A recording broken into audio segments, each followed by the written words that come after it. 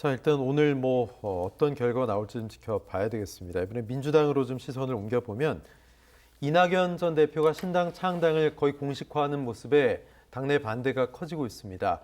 친명 원외 모임도 창당 구상 중단 기자회견을 열었고 또 초선 의원 주도로 한 110명 정도가 연판장을 돌려서 서명을 하고 있습니다. 창당하지 말아라.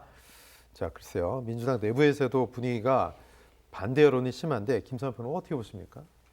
그러니까 그 동의하지 않은 방식으로 이렇게 신당 추진해 나가는 것에 대해서 누가 그러면 공감하고 거기에 같이 나갈 사람이 있겠냐는 거예요. 이낙연 전 대표는 뭐 본인 스스로는 대선을 보면서 지금 안 움직이면 결국 대선에 난 나갈 수 없다 이렇게 생각하는지는 모르겠지만 민주당 당내에서는 공감하는 사람들이 거의 없는 것 같아요. 심지어 저는 채널A하고 인터뷰하는 발언 보면서 깜짝 놀랐는데요. 민주당을 자기가 그동안에 몸담고 5선까지 해오고 전남지사까지 해서 총리까지 했던 당이잖아요. 자기 뿌리를 갖고 있는 당이에요. 근데 그쪽이라 그래요. 그쪽. 그러면서 자기를 모욕하고 있다 이렇게 표현하고 있거든요. 물론 이제 강성당원들이 모욕 준 것도 사실이고 거기에 대해서 상처받았을 수는 있겠지만 큰 정치인이잖아요. 근데 자신을 그렇게 했다고 해가지고 일부 사람들이 그런다고 그 당을 그냥 뛰쳐나오는 게 답입니까? 그건 아니라는 거예요. 오히려 그 당을 바꿔가면서 자기가 오히려 그 당을 개혁해 나가면서 그 당에서 뭔가 변화를 하고 그리고 거기에서 정치적 미래를 찾아나가는 게 맞는 거지. 네. 아니 그러면은 내가 마음에 안 드는 당대표 있으면은 뭐 다 뛰쳐나와가지고 다른 당 만듭니까? 과거에는 다 그렇게 했어요. 그거 아니란 말이에요. 왜 이런 방식을 선택하는지 잘 모르겠고요. 그리고 더 하나 또 놀랬던 점은 그거예요. 내년 연초에 신당 시간표 다 제시했잖아요. 근데 본인이 또 그렇게 얘기해요. 내가 그렇게 얘기한 거는 시간을 주겠다는 얘기다. 한 발 또 물러서는 듯한 모습이에요. 시간을 네. 주겠다는 뜻이다. 이렇게 얘기를 해요. 그러면 이낙연 전 대표한테 어떻게 해드려야 될까요? 이재명 대표가 저 죄송합니다. 제가 당대표 그만두고 그럼 비대위원장 맡아주십시오. 제가 그동안에 정말 잘못했습니다. 그렇게 해야지 되는 거예요. 네. 이재명 당대표 지금 내려오라는 얘기를 하고 있는 건데 그럴 가능성이 없어 보이는데요. 그러니까 말이에요. 예. 그러니까 과연 이렇게 분열돼서 얻을 수 있는 상대적 이익은 민주당한테 가는 게 아니라 지금 국민의힘한테 가는 거잖아요. 근데 총선 때 결국은 윤석열 정부 심판하겠다고 하는 게 상당수의 국민들이 또 그렇게 생각하고 있는데 결국 국민의힘 도와주는 꼴이 될 거를 네. 좀 하면 되겠느냐라고 하는 민주당 내부나 개혁진영 내에서 반발이나 거부감이 상당히 큰 것 같습니다. 네. 지금 말씀하신 연말까지 시간을 준다라는 의미였다. 뭔가 한 발 물러나는 듯한 그런 발언을 한 게 소위 신당을 창당하더라도 따라 나가는 현역 의원들, 우군들이 있어야 되는데 지금 만만치가 않다는 거죠.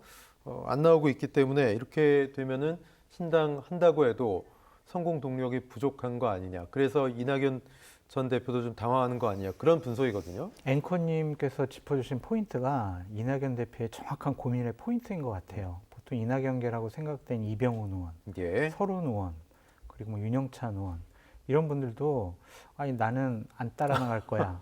나는 지금 이낙연 대표랑 만나지 않고 있어. 무슨 신당이야? 막 이런 얘기도 하시고 계시거든요. 네네. 그렇다면 신당을 만들겠습니다. 탈당 선언하고 딱 그러는데 현역 의원이 아무도 없단 말이에요. 그럼 첫 출발부터 힘이 상당히 빠질 수밖에 없을 것 같다. 그 점을 제일 걱정스러워하는 것 같은데 저는 김성환 평론가님 평론에 거의 대부분 동의를 하지만 좀 안타까운 거는 그렇게 당이 분열되려고 할 때 이재명 당대표가 좀 더 적극적으로 감싸 안고 가서 좀 얘기 나누고 분열 방지를 위해서 더 많은 노력을 하면 더 좋지 않았을까라는 좀 생각이 들어요. 뭐 예를 들면 오늘 같은 경우도 뭐 영화시사회 만날 수도 있었는데 방송 출연 때문에 이재명 당대표가 시간을 좀 바꿨다라는 거 아니에요? 아니 지금 방송 출연 그거는 뭐 매번 하시는 것도 아니고 방송 출연 시간을 좀 바꾸시면서 이낙연 대표랑 같이 한번 만나고 그 자리에서 저녁 드시고 소주 한잔 하면서 허심탄회하게 얘기를 하면서 내년 총선 승리를 위해서 우리 같이 힘을 합칩시다. 라고 국민들에게 좀 감동스러운 모습을 보이는 게 맞지. 의도적으로 좀 피한 거라고 보시는 거예요. 네, 나갈 테면 나가라. 나는 김부겸하고 정세균 전 총리는 내가 만날 건데 이낙연 당신 내가 안 만나. 왜 안 만나긴? 예. 당신 말이야 2027년도에 대선 출마할 거지? 아유 대선 경쟁자가 같은 당에 있는 거 나 불편해. 제발 나가. 알토니가 빠진 거야. 이런 생각을 하는 것 같단 말이에요. 이게 야당 지도자 닮는 것이냐. 그런 점도 좀 비판해 주시면 얼마나 좋을까라는 생각이 듭니다. 유 얘기는 어떻게 들으세요? 소주 먹자 그러면 안 만나요. 막걸리 먹어야 돼. 근데 그 이낙연 전 대표 만나서 예를 들어서 뭔가 타협의 지점을 만들 수 있으면 또 모르겠는데요. 그러니까 이낙연 전 대표가 대놓고 얘기했잖아요. 그냥 쇼처럼 만날 거면 나 안 만날 거야. 그 이렇게 얘기를 얘기는 했단 나 말이에요. 만날 건 뭘 들고 와라 이 얘기 아닙니까? 아, 좀 들고 가면 어때? 선물 하나씩 주고. 근데 주기 싫은 그러시면 거잖아요, 되잖아요. 지금. 아니 당대표 그러니까 야당 지도자로서 자격이 없다는 거예요. 당대표 명패 들고 가야 네? 되는데 그러면 어떡해요. 당대표 명패라기보다는 어쨌든 이낙연 대표 좀 예우해주고 이낙연 대표를 따르는 의원들 공천에 걱정스러워 하잖아요. 그럼 공정한 경선 통해서 하겠다. 최소한 불이익 주지 않겠다. 이런 약속을 해줄 수 있잖아요. 아, 그러면 대선 경선에서 지고 난 다음에 대선 끝나고 미국 가가지고 한 그냥 혼자 6개월 정도 있으면서 물고기 잡으러 다니고 그러지 말았어야죠. 잘못했는데 그래도 이재명 당대표가 당을 장악하고 있고 야당 지도자고 민주당 당대표니까 품으시라. 아, 그거는 당연한 얘기일 거예요. 그러니까 많은 분들이 그렇게 조언하고 있고 또 이재명 당대표가 그런 이제 포용력을 보여줄 필요가 있다고 하는데 그걸 뭐 만류하거나 잘못됐다고 얘기할 사람은 뭐 하나도 없을 것 같고요.